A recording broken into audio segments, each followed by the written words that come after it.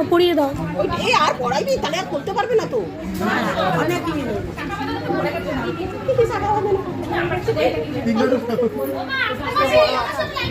মা একটা বড়ই আছে, মা বড়ই এনেছে। ওকে ঝুঁকতে একটু অসুবিধা হচ্ছে।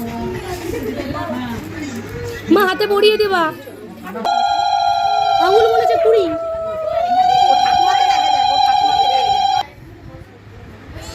বসতে পারবে না দিদি? বলছি তো হবে, দেখো না